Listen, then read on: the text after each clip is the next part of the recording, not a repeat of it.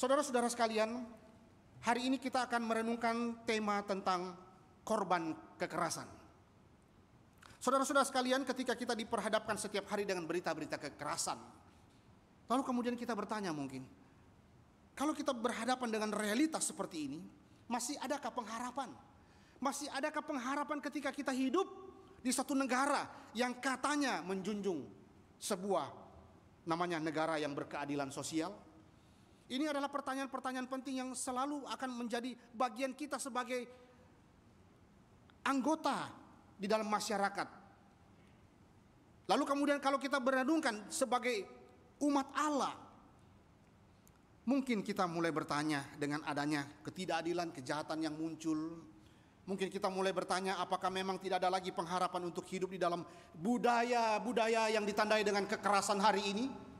Apakah tidak ada pengharapan? Ataukah apakah tidak ada kemudian perubahan yang akan mungkin terjadi nanti? Teruskah keadaan seperti ini? Tetapi Bapak Ibu saudara sekalian, kita ini umat Allah. Kita ini anak-anak Tuhan. Kita ada satu pegangan pengharapan yang selalu akan menuntun kita di dalam perdebatan-perdebatan logika atau perasaan-perasaan kita yang seperti tidak setuju atau seperti kecewa dengan adanya realita hidup. Adanya ketidakadilan, adanya kejahatan. Apa yang membuat kita berpengharapan? Masih adakah pengharapan itu? Masih ada. Kenapa? Inilah yang dikatakan di dalam Alkitab, bahwa kita punya firman yang menuntun kita. Dan seluruh kehidupannya akan terjadi sudah diantisipasi sebelumnya oleh Tuhan. Itu sebabnya seluruh jawaban-jawaban daripada realita hidup manusia hanya bisa dijawab oleh Alkitab. Bapak Ibu saudara sekalian, seorang teolog apologet pernah berkata bahwa di dalam pertanyaan-pertanyaan eksistensi manusia tentang dirinya, ada 4 paling tidak yang menjadi pertanyaan yang terus akan terngiang di dalam diri manusia. Dan itulah yang membuat dia terus mencari jawaban-jawaban itu. Pertanyaan pertama adalah, dari mana manusia itu dicipta? Yang kedua, mengapa manusia itu diciptakan? Yang ketiga, bagaimana seharusnya manusia itu hidup di hadapan Allah? Dan yang keempat, kemana ia akan pergi? Seluruh jawaban daripada keberadaan manusia ini itu hanya bisa dijawab oleh Alkitab yang adalah firman Allah. Tidak ada satupun daripada sumber-sumber dalam tanda kutip kebenaran yang bisa menjawab pertanyaan-pertanyaan tentang eksistensi manusia itu.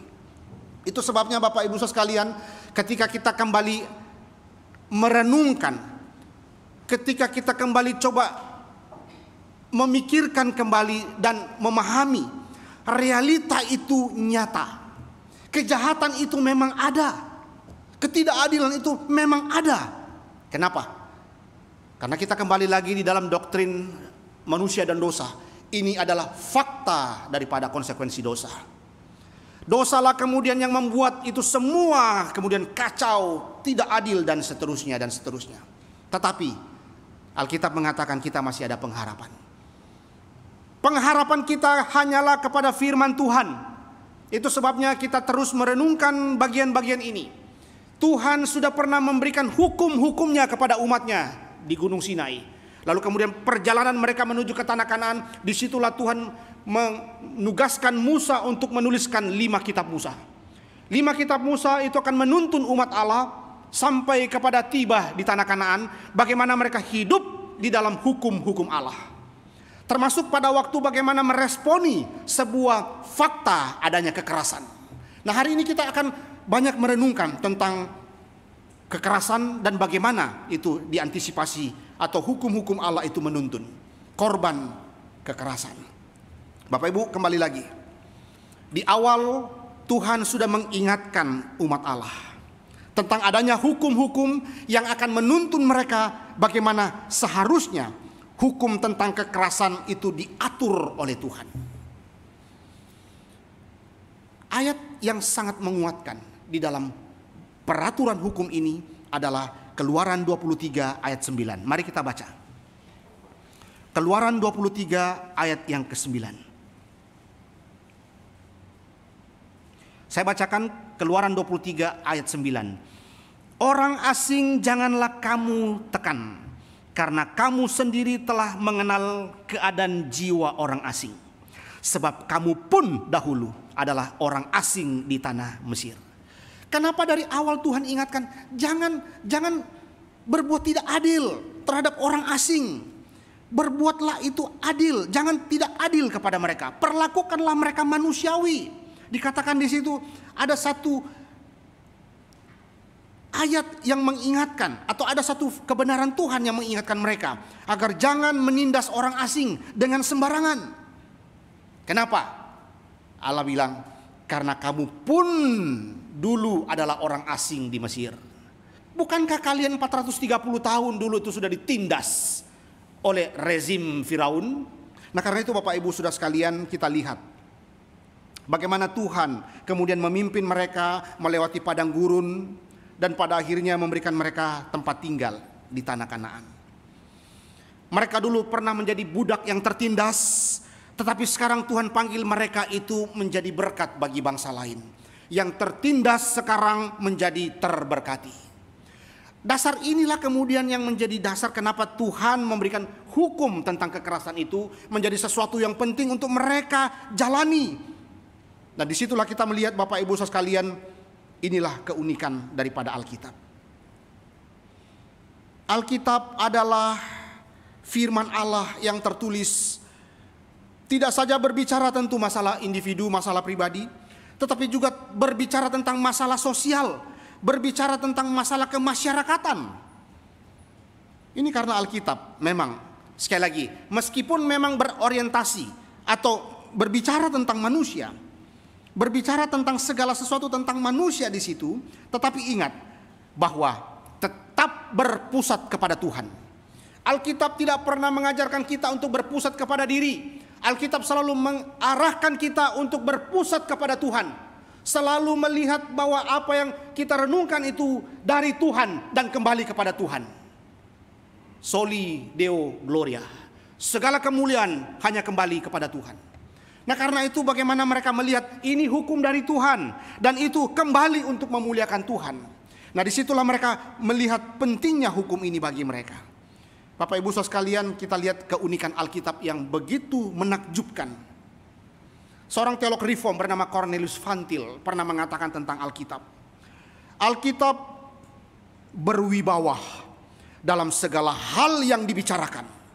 Apapun yang dibicarakan Alkitab, bagian-bagian apapun yang dibicarakan oleh Alkitab itu berwibawa dan berotoritas. Itu sebabnya kita harus melihat ini sebagai sesuatu yang akan mempengaruhi hidup kita. Kenapa? Ini dari Tuhan. Ini berotoritas. Nah, karena itu waktu kita mungkin merenungkan ayat ini, kita mungkin pikir, so what kalau begitu? Apa hubungannya dengan saya di zaman modern seperti ini? Apa hubungannya saya di abad 21 ini? So what kalau begitu? Ini kan mereka. Apa hubungannya dengan saya? Bapak Ibu, kita tidak boleh berkata seperti itu. Karena seluruh bagian ini adalah firman Allah. Dan firman Allah itu sudah diberikan kepada kita untuk menjadi penuntun kita untuk memuliakan Tuhan. Mari kita masuk di dalam bagian ini Bapak Ibu Saudara sekalian. Kita melihat hukum-hukum Tuhan itu menyatakan tentang Tuhan. Menyatakan tentang keberadaannya, menyatakan tentang pengaturan Tuhan. Dan sekali lagi kita melihat hukum-hukum Tuhan ini menyatakan kasih-Nya kepada umat-Nya. Mari kita masuk di dalam bagian pertama. Bagian pertama saya mengajak saudara untuk merenungkan seperti yang kita lihat sebelumnya. Tindakan pembunuhan yang kejam secara alkitabiah itu dapat dihukum mati. Ayat 12. Bapak Ibu Saudara perhatikan kembali ayat 12. Siapa yang memukul seseorang sehingga mati, pastilah ia dihukum mati. Kenapa ini seperti kejam banget ya? Kok Tuhan itu tidak ada toleransi ya? Bapak Ibu sekali lagi, kita mesti masuk di dalam konteks dunia kuno saat itu. Konteks mereka ini seperti apa? Adanya hukum itu untuk mengekang yang namanya kejahatan. Adanya hukum yang begitu tegas yang Tuhan berikan ini karena budaya saat itu yang namanya pembunuhan, ketidakadilan itu sangat wajar terjadi. Hukum siapa yang lebih kuat itu sangat berlaku saat itu. Sehingga Tuhan perlu memberikan satu penekanan hukum ini agar mereka sungguh-sungguh menghargai kehidupan. Tidak boleh sembarang membunuh secara tidak wajar, secara tidak sah, dan seterusnya.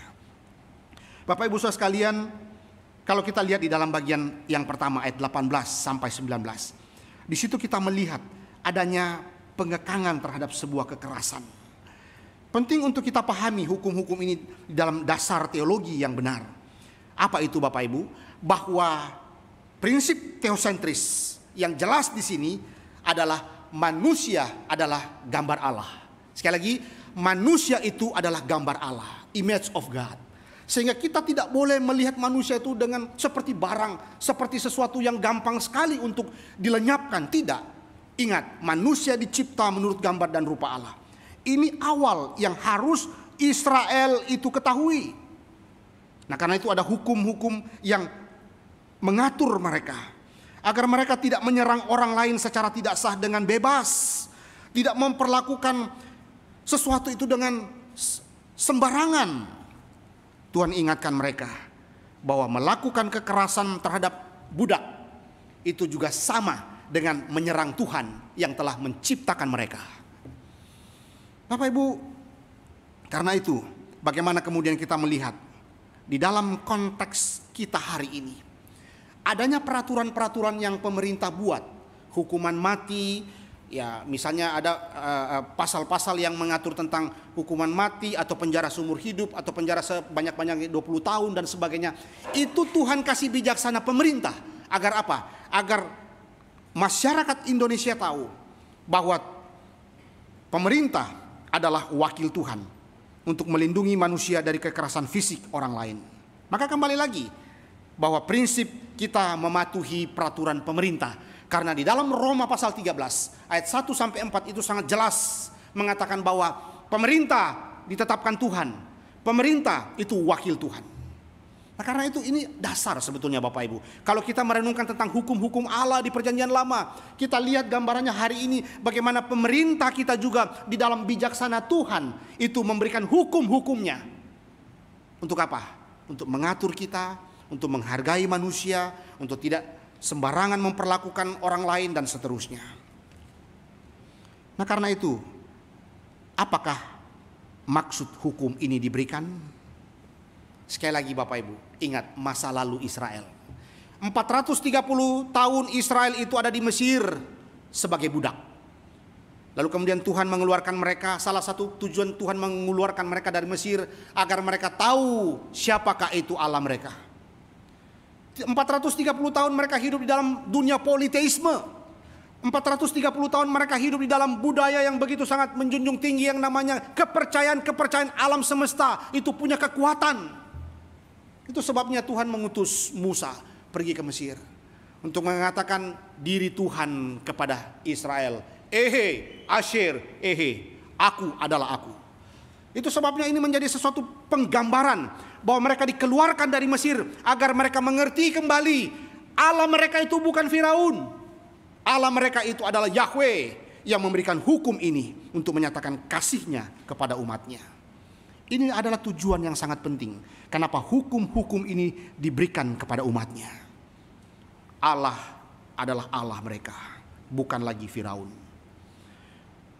Ayat 18 sampai ayat 19 Bapak Ibu, di situ menggambarkan sesuatu tujuan bagaimana cukup jelas mencegah sebuah penyerangan. Kalau kita lihat kata memukul di sana, ayat 18, kata memukul di dalam bahasa Inggris kata content, atau di sana ada kata penyerangan di sana atau persaingan di sana. Itu menunjukkan sesuatu yang begitu sangat penting untuk mereka ketahui. Adanya spirit memukul itu apa? Adanya spirit bertengkar itu apa? Persaingan kan? Mereka bertengkar karena ada persaingan. Mereka memukul karena tidak mau mengalah atau mau menang sendiri, sehingga ada persaingan di sana. Dan di dalam bahasa Ibrani yang dipakai di situ kata bersaing. Ada kata bersaing. Ya, di dalam bahasa Ibrani yang dipakai itu merebut rambut orang lain. Itu gambaran ya secara hurufiah. Tetapi kita boleh lihat di sini bahwa undang-undang ini untuk melarang perkelahian. Di dalam satu aspek yang positif, bagaimana kita lihat bahwa pengaturan jiwa seseorang, mengendalikan emosi seseorang, agar tidak sembarangan memukul, agar tidak sembarangan kemudian bertengkar, bahkan meninju, Tidak boleh. Itu sebabnya ada kata atau ada nuansa bagaimana mereka diingatkan tentang mengendalikan emosi, mengatur, mendorong jiwa mereka itu untuk menghargai manusia yang lain. Maka kita lihat Bapak Ibu Saudara sekalian, jelas kita belajar dari hukum ini bahwa Tuhan menginginkan masyarakat yang damai. Di awal Tuhan sudah membawa mereka untuk bagaimana hidup damai, memperlakukan orang-orang itu dengan baik, damai dan seterusnya. Kalau mungkin kita bertanya, Pak, ini dari mana orang-orang ini? Orang-orang budak ini dari mana? Saudara jangan lupa, ketika bangsa Israel itu keluar dari Mesir, banyak bangsa asing yang ikut mereka. Ada beberapa bangsa asing yang ikut mereka. Belum lagi mungkin ada yang sudah kawin-mawin dengan orang-orang Israel, lalu mereka ikut bersama-sama ke tanah Kanaan. Nah, kita lihat bahwa mereka itu sudah campur di sana dengan bangsa-bangsa lain. Dan disitulah bagaimana seringkali di dalam dunia agraria pada waktu itu mereka kemudian orang-orang asing ini diperlakukan sebagai budak, diperlakukan sebagai bawahan untuk mengatur, untuk membantu di dalam pekerjaan-pekerjaan umat Israel pada waktu itu. Dan Tuhan kemudian mengingatkan mereka bagaimana mereka memperlakukan orang-orang ini dengan seadil-adilnya. Bapak Ibu Saudara sekalian, maka perintah ini sangat tegas diberikan. Bagaimana ada satu panggilan untuk menghargai kehidupan. Kalau kita melihat tujuan daripada pemberian hukum ini adalah bagaimana Tuhan menginginkan sekali lagi masyarakat itu yang damai. Itu sebabnya prinsip ini kemudian berkembang hingga hari ini. Bagaimana kita lihat salah satu tujuan utama daripada hukum-hukum dunia dari masyarakat yang ada hari ini adalah bagaimana mencoba menghapuskan konflik-konflik di antara warganya. Ada peraturan-peraturan seperti ini, ada aturan-aturan seperti ini agar tidak terjadi konflik-konflik, baik itu sesama warga, baik itu di lain daerah dan sebagainya, agar mereka damai. Nah, prinsip ini sudah ada di dalam aturan bangsa Israel saat itu. Dan karena itu kita melihat bagaimana umat Tuhan diberikan hukum ini agar mereka melihat ada harga yang harus mereka bayar ketika mereka itu dipanggil untuk menjalankan tentang hukum ini. Untuk tidak sembarangan, untuk tidak berbuat yang tidak adil kepada orang lain, tetapi bertindak menyatakan Tuhan yang mereka percayai. Bapak Ibu, seorang teolog bernama Philip Ryken, dia menuliskan bagian ini bahwa hukum mengingatkan kita untuk tidak menggunakan kekerasan.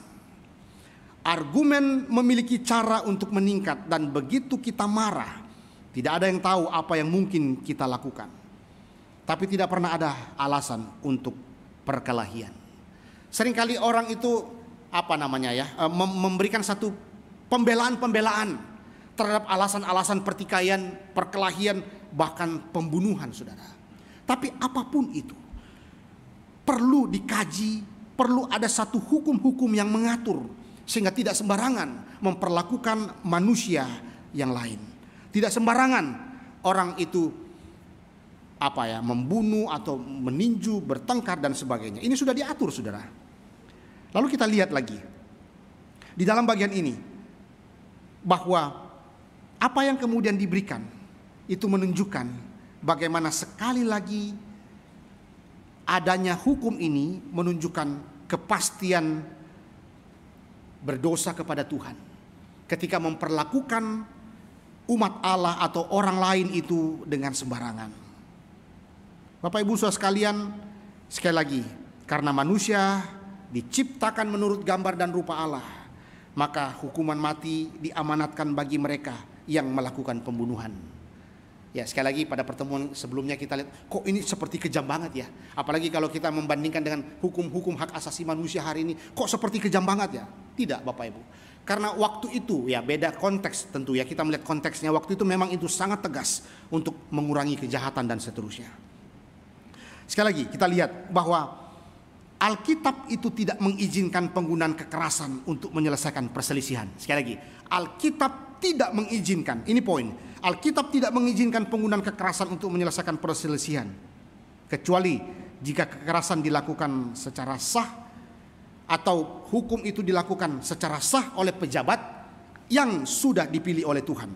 Misalnya hakim-hakim sipil, ya kalau kita sekarang ini misalnya jaksa agung, hakim, ya kepolisian dan sebagainya, itu adalah instansi-instansi yang Tuhan tetapkan dalam pemerintah untuk mengatur tentang keadilan seperti itu.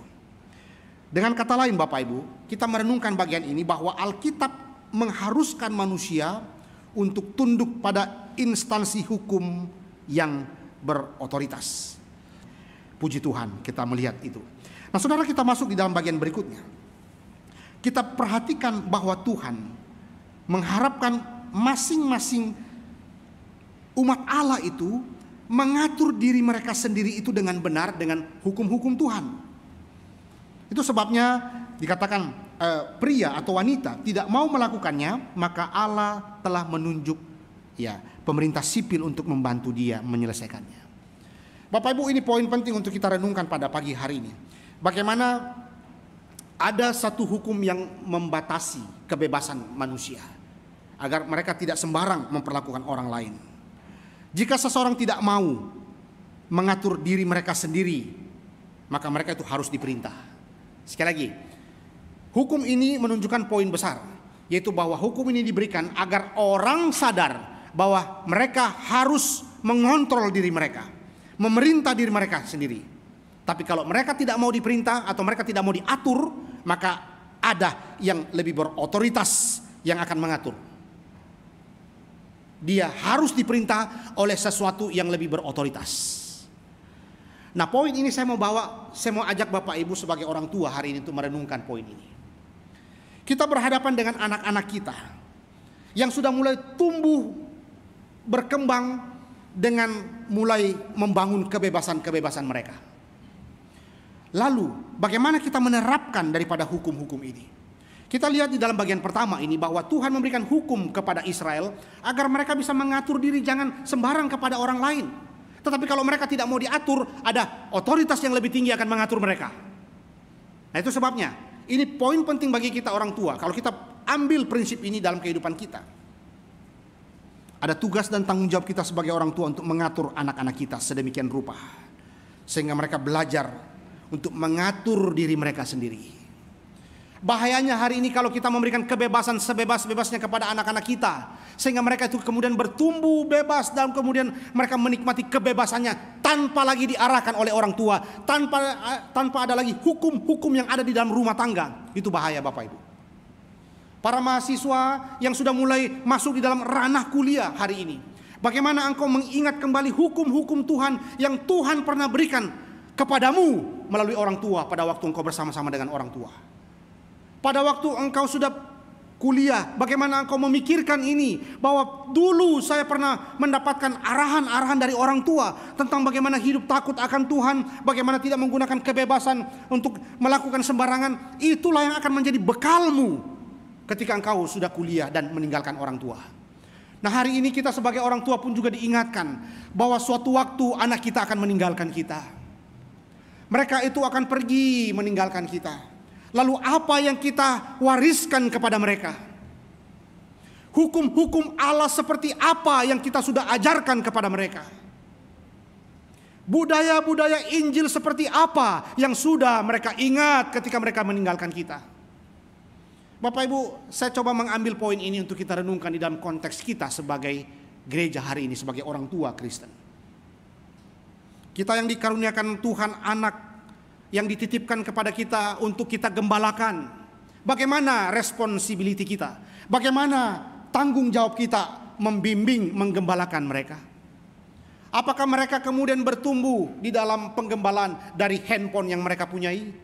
Apakah mereka bertumbuh di dalam penggembalaan daripada spirit-spirit dunia yang masuk secara internalisasi dalam pikiran mereka? Bapak Ibu, tidak heran anak SD sudah tahu apa itu yang namanya cinta-cinta. Kita sebagai orang tua tidak boleh tinggal diam melihat tantangan zaman. Mereka itu sedang dikepung hari ini dengan begitu banyaknya pengaruh-pengaruh dunia. Lalu bagaimana kita arahkan mereka di dalam hukum-hukum Allah? Apakah kemudian kita membiarkan mereka, ya sudah, bebaslah sendiri. Tidak Bapak Ibu. Poin pertama, kita mau diingatkan Tuhan. Seperti Tuhan sudah memberikan hukum kepada Israel agar mereka tidak membiarkan kebebasannya itu jadi liar. Tetapi diarahkan untuk sesuai dengan hukum Allah. Tapi kemudian ketika mereka tidak mau diatur, maka ada hukum, ada konsekuensi. Makanya kalau saudara lihat ada hukuman mati, itu sebetulnya dalam nuansa positif bagi mereka.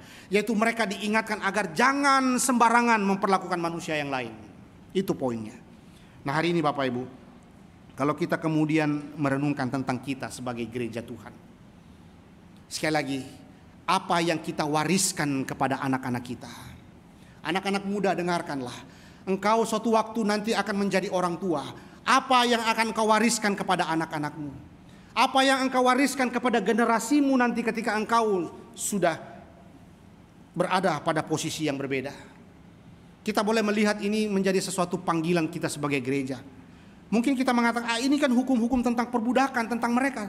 Bapak Ibu, ini prinsip kebenaran yang kita bisa bawa kepada hari ini bagaimana kita hidup di hadapan Tuhan. Alkitab sangat clear menjelaskan bagaimana kita hidup di hadapan Tuhan. Karena itu mari kita pikirkan kembali, mari kita renungkan kembali. Baik kita yang menjadi orang tua hari ini, pikirkanlah apa hukum-hukum Tuhan, apa hukum-hukum moral, apa prinsip-prinsip kebenaran yang harusnya anak-anak kita ketahui agar mereka tidak sembarang bertumbuh dengan kebebasannya. Hati-hati ketika kebebasan kita itu tidak diarahkan lagi kepada Tuhan, kepada jalur hukum-hukum Tuhan, maka ini menjadi liar. Itu sebabnya hukum ini penting bagi Israel. Israel seperti sudah bebas dari Mesir, Tapi bukankah mereka itu masuk kepada satu pembentukan Tuhan di sana? Mereka tidak boleh kemudian bertindak semaunya mereka. Mereka diatur oleh hukum-hukum Allah agar mereka mengerti siapakah itu Allah yang mengasihi mereka. Bapak Ibu saudara sekalian, kita masuk di dalam ayat yang ke-20 dan 21 di sana. Apabila seseorang memukul budak. Nah ini sekarang kata memukul budak ya. Tadi bertengkar ya. Kemudian di sini apabila seorang memukul budak laki-laki atau perempuan dengan tongkat. Ada kata tongkat juga di sana muncul lagi. Dua kata tongkat itu muncul, itu berarti ada penekanan yang kita mau coba renungkan nanti juga. Ada kata, jadi Bapak Ibu kalau kita melihat satu perikop itu ada kata-kata yang diulang. Ini berarti penekanan dari penulis. Jadi kalau kita lihat ada tongkat di sana, ada memukul di sana 2 kali. Memukul, ada tongkat, memukul, ada tongkat. Apa maksudnya? Dari sinilah kita melihat Bapak Ibu saudara sekalian, bahwa hukum diberikan ini, Tuhan sedang berbicara kepada Tuhan atau Israel yang biasa memukul budak mereka. Tuhan ingatkan mereka. Apabila seseorang memukul budaknya laki-laki atau perempuan dengan tongkat, sehingga mati karena pukulan itu, pastilah budak itu dibalaskan. Hanya jika budak itu masih hidup sehari 2, artinya ini 48 jam maksudnya ya 2 hari, maka janganlah dituntut belanya sebab budak itu adalah miliknya sendiri. Nah ini menarik untuk kita lihat. Kita coba lihat dulu. Kita harus mencatat di sini bahwa ayat ini memang berbicara tentang hukuman kepada badan ya, dipukul dan sebagainya. Tapi lihatlah, kata memukul di sana itu berarti menyerang. Dalam bahasa Ibrani yang dipakai itu kata menyerang di situ. Sebagai hal yang menarik itu adalah satu-satunya penyebutan di situ ya. Kita lihat ada kata menyerang di situ. Perikop ini kata menyerang di situ. Nah di situ kita melihat bahwa hukum terhadap fisik itu adalah hukum yang kita lihat nanti itu menjadi penekanan untuk penulis sampaikan kepada pembaca untuk diketahui. Penulis adalah tentu Musa dalam bagian ini untuk direnungkan oleh para pembaca mula-mula yaitu umat Israel di padang gurun. Tapi mari kita melihat. Saya mengajak Bapak Ibu melihat 2 faktor penting di situ ya. Coba perhatikan di ayat itu dan temukan dan lihatlah di situ ada 2 paling tidak hal yang saya ajak untuk kita renungkan. Pertama, kata di balik terjemahan ya kalau kita lihat kata tongkat. Saudara perhatikan kata tongkat di situ. Dan saudara tentu akan ingat bahwa hampir selalu kata tongkat itu digunakan di dalam Alkitab mengacu pada teguran. Saudara masih ingat Amsal 13? Coba kita lihat ya Amsal 13.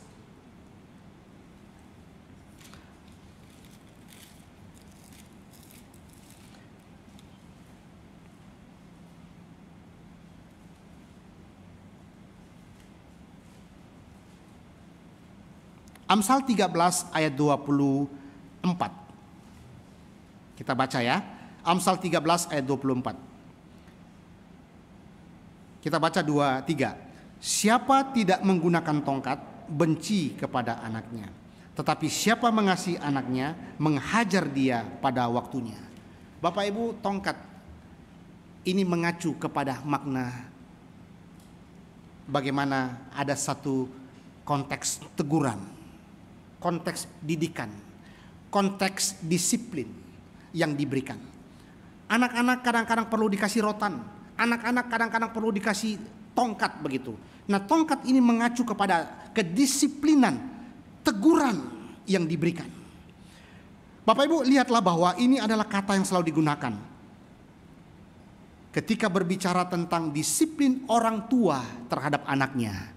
Sekali lagi, waktu kita membaca kitab Amsal ini, maka apa yang ada dalam pemahaman kita, yaitu bahwa tongkat ini selalu digunakan ketika berbicara tentang disiplin orang tua kepada anaknya. Ini pertama. Makna kedua yang saya akan ajak Bapak Ibu lihat di sini apa? Konteks ayat yang ke-20, 21, di situ juga ada berbicara tentang apa, Saudara? Tentang pelayan, tentang budak laki-laki dan budak perempuan. Di sana kita melihat bahwa budak seperti itu diperlakukan sebagai anggota keluarga. Ya, jadi kita lihat konteks ini sebagai sesuatu yang penting dua. Pertama, tongkat itu menunjukkan teguran, atau di dalam nuansa orang tua mendisiplinkan, menegur, ya, menghajar anaknya untuk sesuatu yang baik tentu ya, sesuatu yang baik. Yang kedua, lihatlah bahwa kata budak laki-laki dan budak perempuan di dalam budaya kuno saat itu menunjukkan bahwa mereka pun juga adalah anggota keluarga daripada tuan rumah itu. Maka apa maksudnya di dalam perenungan selanjutnya? Nah, bagian ini tentu mengingatkan bahwa si tuan perlu belajar. Si tuan tidak boleh menggunakan kebebasannya. Dan lihatlah bahwa para budak ini konteksnya dia seperti apa. Bagaimana kenyataan bahwa seorang budak itu hanyalah seorang pesuruh, budak, karena ia tidak bebas, ya. Apa yang ada dalam keberadaan budak? Ya, ini kita mau diajak berpikir, merenungkan ini. Yaitu mereka itu tidak bebas, tidak punya kemampuan secara ekonomi. Maka si budak perlu belajar mengatur diri sendiri, tetapi tentu di dalam arahan, di dalam teguran-teguran daripada tuannya. Nah, ini kata tongkat yang dimaksud. Jadi si budak ini kan tidak punya apa-apa, dia tidak banyak kebebasan, maka dia juga perlu berkembang di dalam pengaturan diri yang baik. Dan si tuan dipanggil untuk membimbing, bahkan menegur kalau perlu. Ya, itu sebabnya ada kata tongkat di situ diberikan oleh penulis. Jadi makna tongkat itu adalah satu makna teguran atau arahan kepada sesuatu yang baik. Ya, itu maksudnya di situ. Yang kedua, kita melihat bahwa pelayan laki-laki dan perempuan itu juga adalah anggota keluarga daripada si tuan. Jadi perlakukanlah mereka itu juga sebagai anggota keluargamu. Nah, kira-kira begitu maksudnya. Maka Bapak Ibu sekalian, sekali lagi, seorang teolog bernama John Courage itu memberikan satu gambaran penjelasan tentang tongkat. Dia katakan begini, tongkat dalam mendisiplinkan budak itu memang diakui. Dan sama sekali memang tidak dikutuk, tidak dilarang. Namun, itu tidak mengizinkan kekuatan mematikan sebagai sarana disiplin. Budak tidak boleh dimatikan pakai tongkat, begitu ya. Dididik saja, ya, ditegur saja pakai tongkat, tetapi jangan dibunuh pakai tongkat. Kira-kira begitu maksudnya. Budak dianggap sebagai manusia, anggota keluarga Israel, dan orang yang telah diciptakan menurut gambar dan rupa Allah. Maka siapapun yang menyerang kehidupan budak, bahkan tuannya itu harus dihukum. Jadi Bapak Ibu sekali lagi, hukum ini memang mengatur agar apa? Agar ada satu kesadaran daripada tuan untuk tidak berlaku sembarangan terhadap budaknya. Nah, karena itu sekali lagi kita melihat ayat berikutnya. Di dalam bagian berikutnya muncul lagi ayat 22, Saudara. Ayat 22 sampai ayat yang ke-25 ini berbicara tentang kekerasan aborsi ya, atau kekerasan yang berbicara tentang perempuan yang kemudian ya keguguran kandungannya karena perlakuan. Nah, kita lihat di dalam bagian ini Bapak Ibu Saudara sekalian. Ayat 22 sampai 25. Di situ dikatakan, apabila ada seorang berkelahi dan seorang dari mereka tertumbuk kepada seorang perempuan yang sedang mengandung, sehingga keguguran kandungannya, tetapi tidak mendapat kecelakaan yang membawa maut, maka pastilah ia didenda. Tetap ada konsekuensi ya, sebanyak yang dikenakan oleh suami perempuan itu kepadanya, dan ia harus membayarnya menurut putusan hakim. Tetapi jika perempuan itu mendapat kecelakaan yang membawa maut, maka engkau harus memberikan nyawa ganti nyawa. Ini hukum retribusi, hukum pergantian itu terjadi Bapak Ibu ya. Diberlakukan di sini. Mata ganti mata, gigi ganti gigi, tangan ganti tangan, kaki ganti kaki, lecur ganti lecur, luka ganti luka, bengkak ganti bengkak. Apa maksudnya bagian ini? Ini mau menunjukkan ada konsekuensi terhadap perlakuan kasar terhadap orang yang sedang mengandung.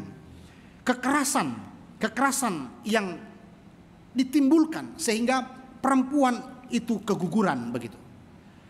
Bapak Ibu, di dalam dunia kuno itu ada hukum lex talionis namanya, hukum retribusi ya, mata ganti mata, gigi ganti gigi ya, dan seterusnya. Maka berbicara tentang yang namanya keguguran yang parah ini, itu tentu juga harus, karena ini berbicara hidup untuk sebuah kehidupan ya kan, maka di situ harus menunjukkan ada konsekuensi yang harus diterima oleh orang yang kemudian melakukan kesalahan itu sehingga perempuan itu keguguran. Bapak Ibu Saudara sekalian, poin yang saya ingin sampaikan di ayat pagi ini adalah bahwa mereka yang melakukan tindakan kekerasan, baik sengaja atau tidak, itu harus dipertanggungjawabkan kepada Tuhan. Dan dengan demikian, sekali lagi, pemerintahan sipil harus meminta pertanggungjawaban mereka juga. Itu sebabnya kita hari ini juga belajar atau melihat ada pemerintah kita, ada hakim, ada jaksa dan seterusnya.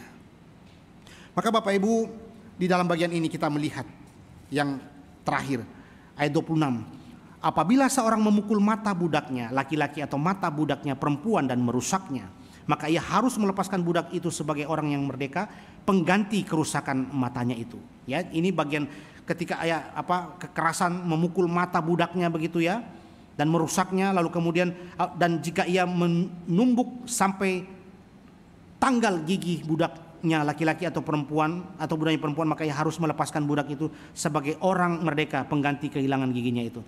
Jadi kalau ada tuan itu memukul mata budaknya lalu menjadi sakit dan rusak begitu ya, maka si tuan itu harus melepaskan budak itu sebagai orang merdeka, sebagai satu pengganti konsekuensi terhadap kesalahan yang dia lakukan, sudah memukul mata orang itu.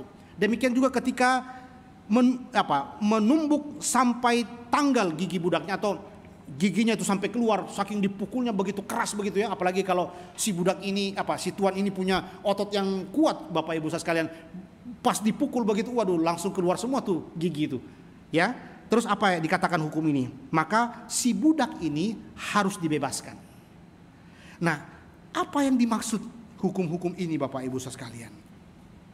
Dalam kasus penyerangan berat, pihak yang terluka diberikan hak alkitabiah untuk sebuah kompensasinya. Maka kita melihat kenapa ini diberikan? Karena ada satu penyimpangan daripada otoritas Tuhan kepada si tuan yang tuan ini tidak jalankan dan tidak hargai.